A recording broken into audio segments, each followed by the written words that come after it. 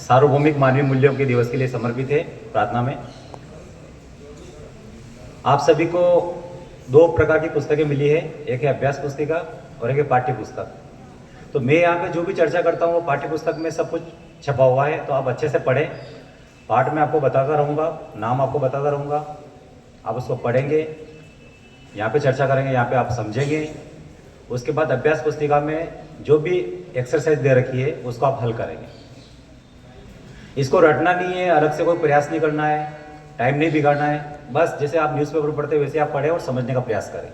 जब भी आपको टाइम मिले, तो शनिवार को हम ये कार्यक्रम करते हैं तो रविवार को पूरा दिन आपको मिलता है, तो उसमें कभी भी आप 20 मिनट 25 मिनट आप पढ़ेंगे तो आपको समझ में आएगी वो बात। और यदि कोई बात आपको समझ में नहीं आती तो आप मुझसे पूछे, हमारे मोदी मैडम इनसे भी पूछ सकते हैं। तो शुरू करते हैं। तो आज का जो टॉपिक है, मानव को स्वयं और शरीर के सहअस्तित्व के रूप में समझना। हम जो सार्वभौमिक मानवीय मूल्यों के बारे में चर्चा कर रहे हैं, हम इस पाठ्यक्रम के माध्यम से हम समझना चाहते हैं किस प्रकार से हम व्यक्तिगत रूप से लेकर प्रकृति तक सभी उभय सुख की स्थिति में रहे, और वो जो सुख हो निरंतर सुख हो, क्षणिक सुख नहीं हो। तो हमने चर्चा की थी कि मानव की जो मूल चाहना क्या है, निरंतर सुख। कौन सा सुख है? निरंतर सुख। आप में से कितने विद्यार्थियों को गुलाब जामुन खाने में मजा आता है? आता होगा थोड़े बहुत विद्यार्थियों को। तो जैसे आपको आता है, खड़े हो जाओ। हाँ सही बात है, चलो ध्यान दीजिए। जैसे क्या नाम बेटा आपका, क्या नाम है आपका? अंकित। तो अंकित को गुलाब जामुन पसंद है, तो यदि मैं आज तुम्हें जितना गुलाब जामुन खाने की इच्छा है उतना खिला दूँ भर पेट, आज ही खिलाऊंगा, तो एक समय ऐसा आएगा कि जब तुम्हारा पेट भर जाएगा, तुम्हारी खाने की इच्छा नहीं रहेगी। होगा नहीं होगा? होगा। क्या इसके बाद जीवन में कभी भी तुम्हें गुलाब जामुन खाने की इच्छा नहीं रहेगी? रहेगी। इसका मतलब है कि हम क्या चाहते हैं? निरंतर सुख चाहते हैं। क्या चाहते हैं? निरंतर सुख। तो निरंतर सुख के लिए जरूरी है कि हम स्वयं को भी समझें, परिवार को समझें जिस वातावरण में हम रह रहे हैं आसपास, समाज को समझें और प्रकृति को समझें।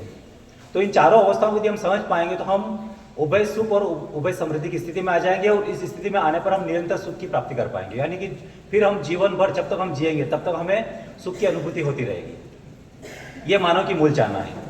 ऐसा नहीं कि आज मैं खुश रहूं और कल फिर जिंदगी भर दुखी रहता हूं, कोई तकलीफ नहीं। ऐसा कोई भी नहीं चाहेगा।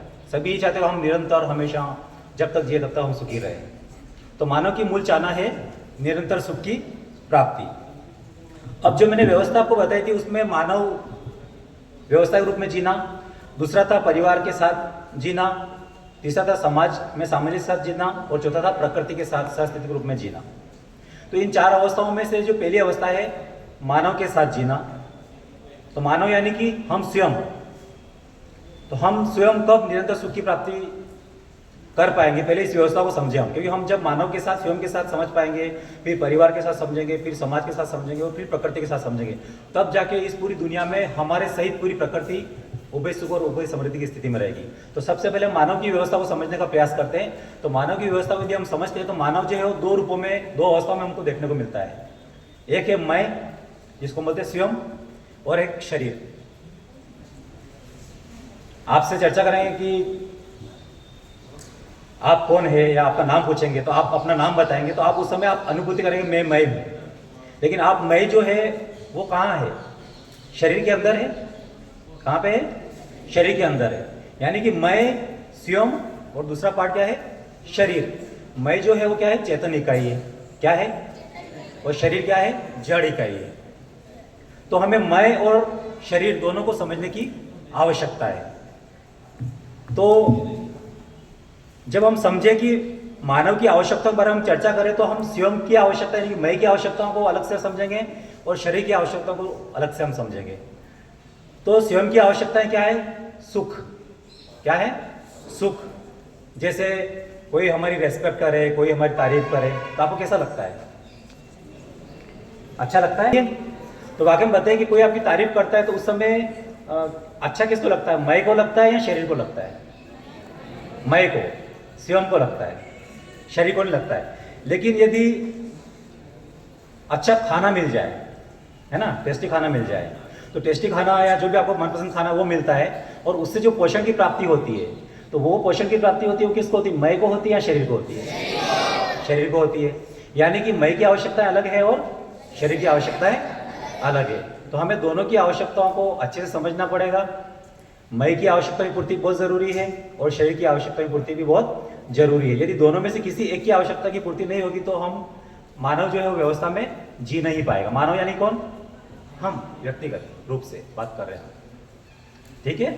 तो हमें दोनों की आवश्यकताओं को पूरा करना बहुत जरूरी है। यदि आपने एक कोटेशन सुना होगा पहले कि स्वस्थ शरीर में स्वस्थ मन का वास होता है, यानी कि बहुत अच्छा खाना मिलता रहे आपको तो आप हेल्दी रहेंगे, स्वस्थ रहेंगे, और फिर आपकी तारीफ भी होती रहे, आपको सम्मान भी मिलता रहे, पुरस्कार भी मिलता रहे, तब भी आप प्रसन्न रहेंगे। तो दोनों ही अवस्थाएं पूर्ण हो जाएगी, मतलब स्वयं भी हम खुश रहेंगे और हमारा शरीर भी स्वस्थ रहेगा, ठीक है। अब यदि हम बात करते हैं कि ये जो आवश्यकता है इनकी तुलना करें हम मात्रा के रूप में, तो किस प्रकार की आवश्यकता है? मय की जो आवश्यकता है वो गुणात्मक रूप में, किस रूप में है? हाँ, भावात्मक रूप में कह सकते हैं। यानी कि बोलते हैं ना कि हम तो केवल भाव के भूखे हैं, या कोई साधु आता ना बोलता है कि साधु केवल भाव का भूखा है। तो साधु मतलब हम अपने आप को भी रख सकते हैं वहाँ पे। हम किसके भूखे हैं? भाव के। आप किसी मित्र के यहाँ पे गए और 1 घंटे भर तक साथ में घूमते रहे, बहुत अच्छी बातें करता रहा, सुबह से शाम हो गई, लेकिन उसने एक बार भी चाय के लिए नहीं पूछा, खाने के लिए नहीं पूछा, और आप सुबह से भूखे गए थे। क्यों गए थे? कि आप दोस्त यहाँ जा रहे अच्छा खाना खिलाएगा, है ना। लेकिन वो बढ़िया बातें करता रहा, मूवी दिखाई, है ना, बहुत सारे एल्बम फोटो वगैरह दिखाए आपको, अच्छी अच्छी पत्रिकाएं दिखाई आपको, लेकिन सुबह से शाम तक आपको चाय और खाने के बारे में बिल्कुल नहीं पूछा। क्या आप अच्छा लगेगा आपको? तो आपका मय जो है वो प्रसन्न नहीं रहेगा। क्यों? क्योंकि वहाँ पे एक तो भाव व्यक्त नहीं हो रहे, यानी कि आपके मित्र की भावना आपके प्रति बहुत अच्छी नहीं लगी आपको कि उसने चाय के लिए तक नहीं पूछा है। और दूसरा आपका शरीर भी दुखी है, वहाँ पे शरीर की आवश्यकता की पूर्ति भी नहीं हुई है। तो आपको एक बात समझ में आए कि मय की आवश्यकताएं अलग है और शरीर की आवश्यकताएं अलग है। और मय की आवश्यकता है वो गुणात्मक है और शरीर की आवश्यकता है मात्रात्मक है। गुणात्मक से मतलब कि कोई आपकी तारीफ करता है तो तारीफ करने वाले का भी एक गुण है, और आप जब तारीफ महसूस कर रहे हैं तो ये भावात्मक रूप में आपको महसूस हो रहा है। लेकिन कोई आपको खाना खिलाता है, कितना खिलाएगा? 1 रोटी 2 रोटी, आपका पेट कितनी रोटी में भर जाएगा? 4 रोटी में भर जाएगा। तो यहाँ पे क्या है? मात्रात्मक। तो शरीर की आवश्यकताओं की पूर्ति मात्रात्मक रूप में होती है और मय की आवश्यकता की पूर्ति गुणात्मक रूप में होती है। अब इन आवश्यकता की पूर्ति हम किस प्रकार से कर सकते हैं? तो ये हम पहले भी चर्चा कर चुके हैं कि हमारे अंदर सही समझ का होना बहुत आवश्यक है। तो ये सही समझ सिर्फ इस पीरियड में नहीं हो पाएगी, हम पूरा पाठ्यक्रम पूरा करेंगे तो धीरे धीरे हम पूरा पाठ्यक्रम पूरा करेंगे और समझेंगे तो हमको समझ में आ जाएगा सही समझ क्या होती है। मैं जो है वो क्या है? चेतन इकाई है और शरीर क्या है? जड़ इकाई है। दोनों की आवश्यकताएं अलग अलग है। मय की जो आवश्यकता है वो भावों के रूप में होती है, सुख के रूप में होती है, सम्मान के रूप में होती है, और शरीर की आवश्यकता है भौतिक सुविधा रूप में होती है, जैसे खाना, कपड़ा, अच्छा घर, अच्छी कार। और जो समय की हम बात करते हैं तो मय की आवश्यकता निरंतर रहती है। मय की आवश्यकता क्या रहती है? निरंतर। जब तक हम जीते तब तक हमारी आवश्यकता है मय की, स्वयं की बनी रहती है। लेकिन शरीर की आवश्यकता क्या होती है? एक समय अवधि तक रहती है। यानी कि आपको खाना खिलाना शुरू किया, 10-15 मिनट में आपका पेट भर जाएगा, आवश्यकता की पूर्ति हो गई है।